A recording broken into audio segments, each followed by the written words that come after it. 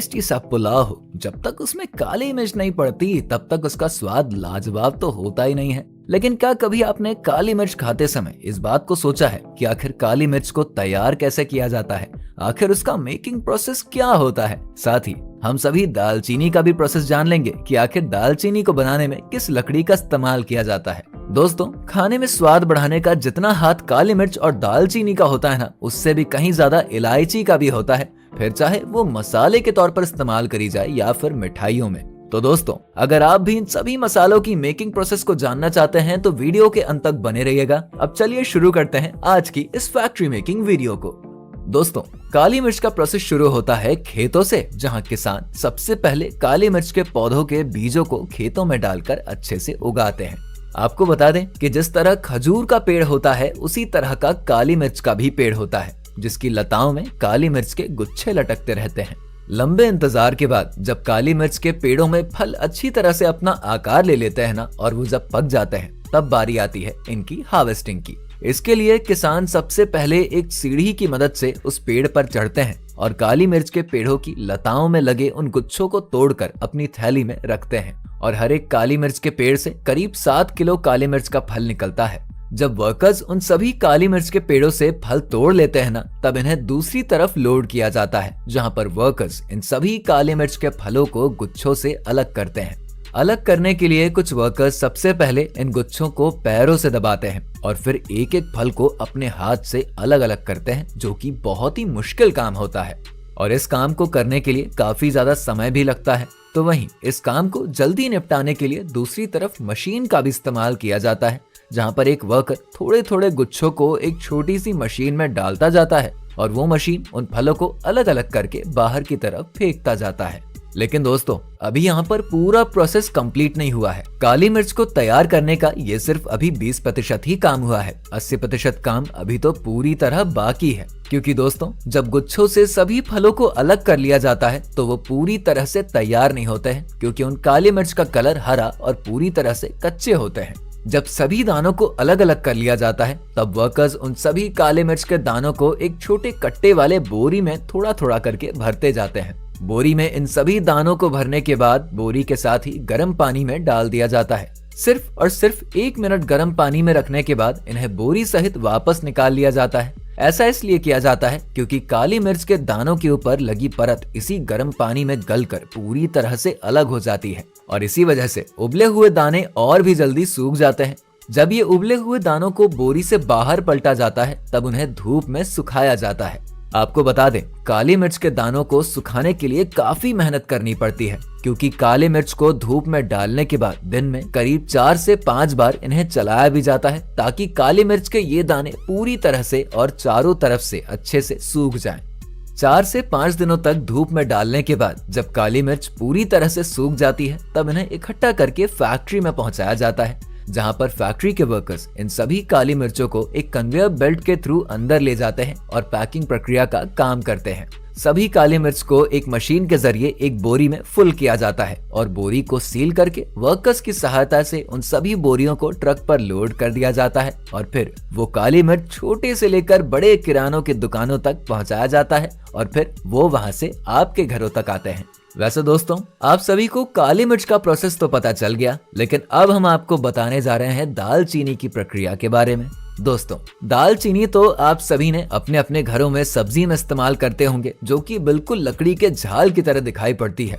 दोस्तों, दालचीनी का प्रोसेस शुरू होता है दालचीनी के खेतों से, जहां पर कि सबसे पहले दालचीनी के बीज की मदद से दालचीनी के पेड़ों को तैयार किया जाता है। वैसे आपको बता दे, दालचीनी का पेड़ आप अपने घर में भी लगा सकते हैं, लेकिन इन दालचीनी के पेड़ों की लंबाई 10 से 15 फीट लंबी होती है और इन्हें बड़ा होने में करीबन 2 से 2.5 साल आराम से लग जाते हैं। हालांकि जब खेतों में दालचीनी के पेड़ काटने के लायक हो जाते हैं, तब वर्कर्स दालचीनी के पेड़ों को काटकर इकट्ठा कर लेते हैं। सभी टहनियों को काटकर जब इकट्ठा कर लिया जाता है, तब वर्कर्स इन्हें फैक्ट्री तक पहुंचाते हैं, जहां पर शुरू होता है दालचीनी को बनाने का प्रोसेस। दालचीनी के सभी गट्ठर जब फैक्ट्री तक पहुंच जाते हैं, तो फैक्ट्री में मौजूद वर्कर सबसे पहले दालचीनी के सभी गट्ठरों को खोलता है और उन्हें पानी से अच्छे से साफ करता है। सभी टहनियों को अच्छे से साफ करने के बाद उन्हें दूसरे वर्कर के पास भेजा जाता है, जहां वर्कर्स हाथ में एक बड़ा सा हथियार लेकर टहनियों के ऊपर लगी झाल को छीलते हैं, जिसकी वजह से दालचीनी की टहनियां अच्छे से साफ सुथरी हो जाती हैं। इसके बाद बारी आती है टहनियों से दालचीनी को अलग करने की। इस प्रक्रिया को करते समय काफी ज्यादा ध्यान देना पड़ता है, क्योंकि ये सारा प्रोसेस किसी मशीन के जरिए नहीं बल्कि वर्कर्स खुद अपने हाथों से करते हैं। दालचीनी को अलग करने के लिए वर्कर्स सबसे पहले दालचीनी की टहनियों को लेते हैं और एक बड़े से चाकू की मदद से उन टहनियों को पूरी तरह से काट कर अलग कर देते हैं, जो कि आगे चलकर दालचीनी का रूप ले लेती है। सभी टहनियों में से झाल निकाल लेने के बाद बड़ी बड़ी दालचीनी के अंदर छोटी छोटी दालचीनी रखने के बाद इन्हें सूखने के लिए छोड़ दिया जाता है। सबसे महत्वपूर्ण बात यह है कि दालचीनी को धूप में नहीं सुखाया जाता है। ऐसा इसलिए ताकि दालचीनी का स्वाद और भी ज्यादा लाजवाब हो सके। धूप में न सूखने के बदले इन सभी दालचीनी की टहनियों को सुखाने के लिए कमरों में रस्सियां लगाई जाती हैं और उन्हीं रस्सियों पर दालचीनी की टहनियों को रख दिया जाता है। 3 से 4 दिनों के लिए इस दालचीनी की टहनी को ऐसे ही छोड़ दिया जाता है। जब ये पूरी तरह सूख जाते हैं तब वर्कर्स इन्हें दोबारा वहां से उठाते हैं और फिर फैक्ट्री में लाते हैं, जहां पर इन्हें छोटे छोटे पीसेस में काट कर रस्सी की मदद से बांध दिया जाता है।